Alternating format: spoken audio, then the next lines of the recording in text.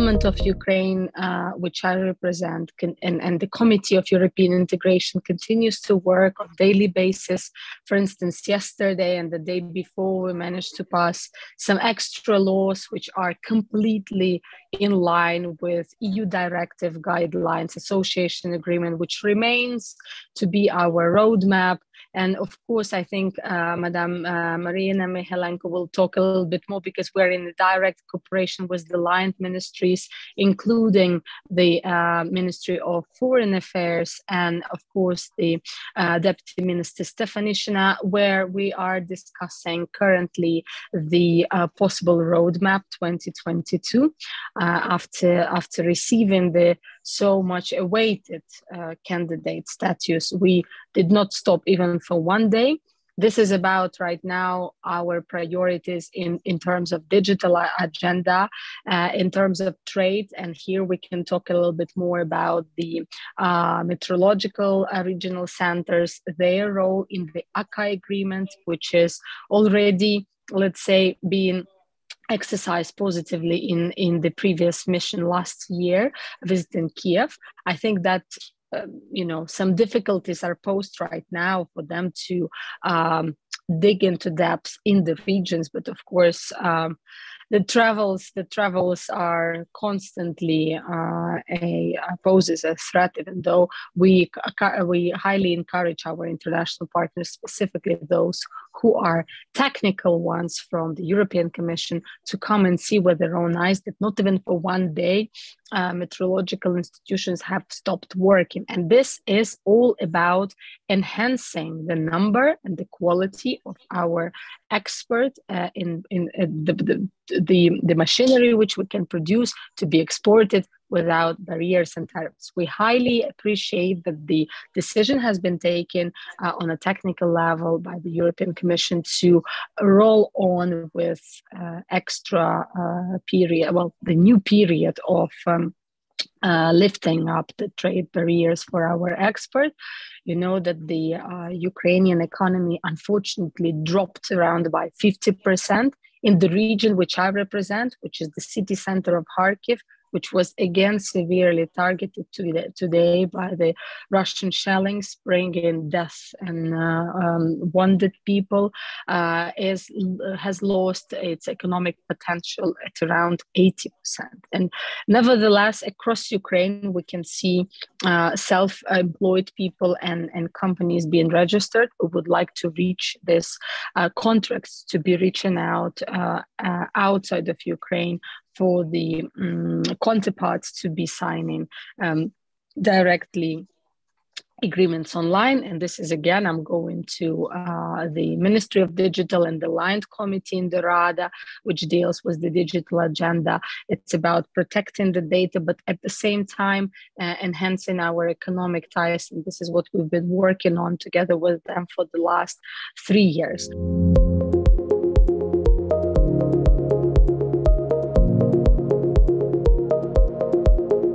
There is a lot of progress in Ukraine with pre-accession negotiation.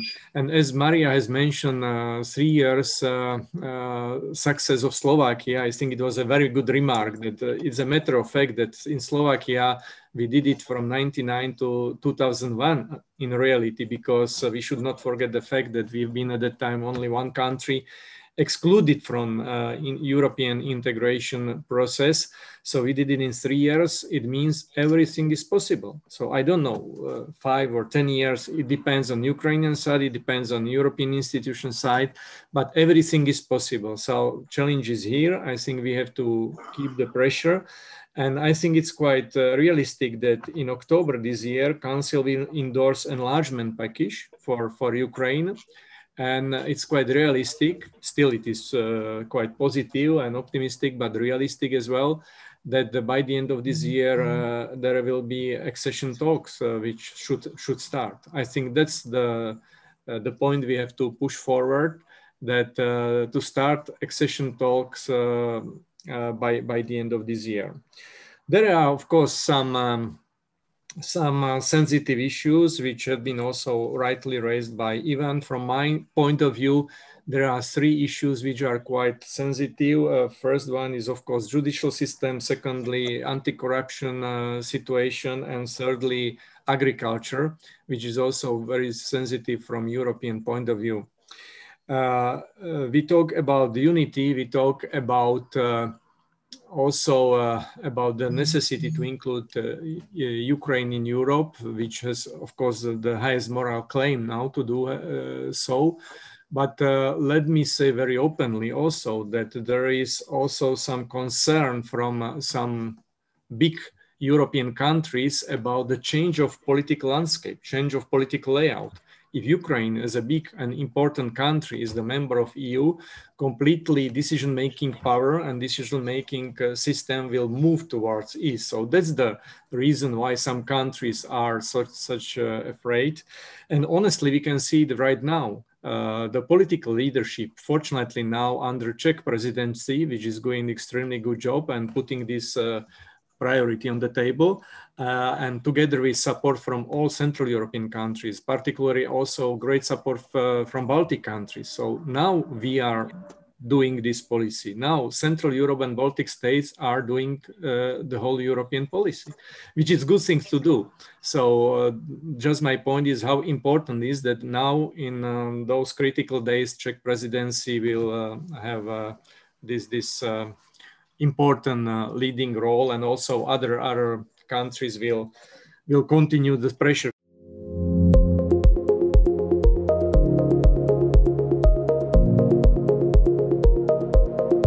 The EU political decision is one of key factors in deterring Russian aggression. The war against Ukraine and the rest of Europe will continue as long as Putin believes Ukraine is at a fork in the road. So Russia's successive invasions of Transnistria first, Georgia, and finally Ukraine show that the strategic reasoning of not provoking Russia is just used by the Kremlin to proceed with further aggression and destruction of the European security architecture. In fact, the failed policy of strategic ambiguity towards Ukraine helped to induce this escalated war. And as my minister said, the strategic ambiguity is not strategic anymore. So behind the Russian war against Ukraine is Putin's desire to reacquire outdated so-called spheres of influence, and giving a European perspective to Ukraine reaffirms that Russia cannot turn the clock back to darker times. Ukrainians have clearly proved that they want and deserve the right to be in the EU.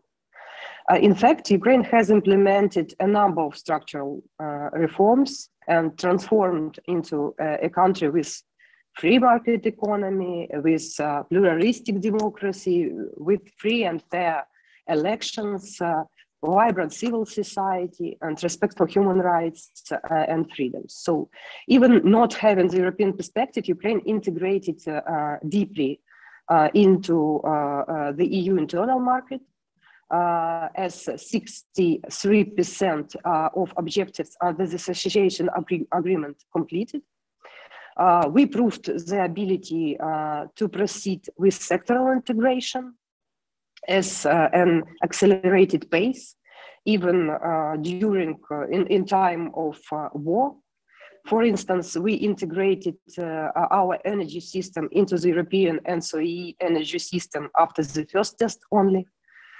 We have achieved significant progress in economic integration through the deep and comprehensive free trade area, which resulted in more than 40% share of the country's total international trade in 2021, so on and so forth. We do realize that the EU candidate status does not mean an immediate membership. So it is a process Ukraine needs to go through. We understand it. And we are ready to take all needed steps forward and bring the beginning of the negotiation process as close as possible.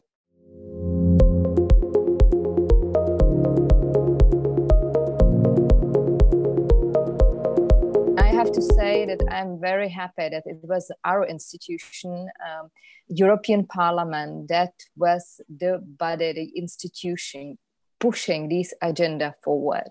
It was our first resolution where we clearly said that you are fighting for our values, you are showing us how to fight for our values, and you deserve to become our member of our family. So now what to do next? And I think that's the key point of this discussion.